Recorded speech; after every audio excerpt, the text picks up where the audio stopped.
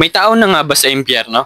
Maraming taong napapatanong kung may tao na nga ba sa impyerno? Ang sagot dyan ay wala pa. Ang sunod naman na tanong dyan ay, nasaan ang mga taong hindi nanampalataya sa Panginoong Hesukristo?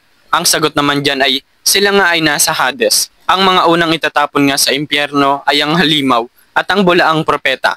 Kasunod nun ay si Satanas. Kasunod naman nun ay ang Hades at ang kamatayan. At ang huli ay ang mga taong hindi nga nanampalataya sa Panginoong Hesukristo. Sa impyerno nga, doon ang ikalawang kamatayan. Doon ay pahihirapan sila araw at gabi. At sinabi nga sa Biblia na hindi nga namamatay ang uod na siyang nagpapahirap sa kanila doon.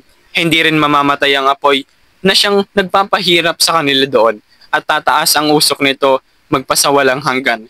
Kaya naman parati nating maririnig na manampalataya nga tayo sa Panginoong Hesukristo at kilalanin natin siya dahil baka hindi natin alam na huli na nga para sa atin. Dito sa lupa, binigyan tayo ng pagkakataong manampalataya sa Kanya.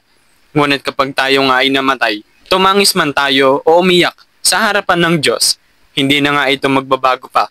Kaya naman ini-encourage ko kayong magbasa ng Biblia guys at makilala ninyo ang Panginoong Hesukristo. At wag lang kayong maging abala sa mga bagay na makamundo dahil ang lahat ng ito ay lilipas din. Alam niyo ba ang sinabi ng Biblia?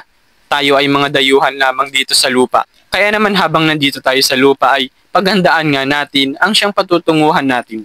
At dalawa lang ang pagpipilian natin sa patutunguhan nga natin yon. Ang langit o ang impyerno. May mga taong ang pinaghahandaan nilang pumunta sa impyerno. Dahil ang mga taong yon ay walang sapat na kaalaman patungkol sa impyerno at sa langit. Hindi nga sapat ang kaalaman nila patungkol sa mga ito. Kaya naman hindi nila alam ang mga bagay na naghihintay sa kanila rito. Ngunit ikaw, kaya mong malaman yon sa pamamagitan ng pagbabasa ng Biblia. Kaya naman ini-encourage kitang magbasa nito. At hanggang dito na lang. God bless.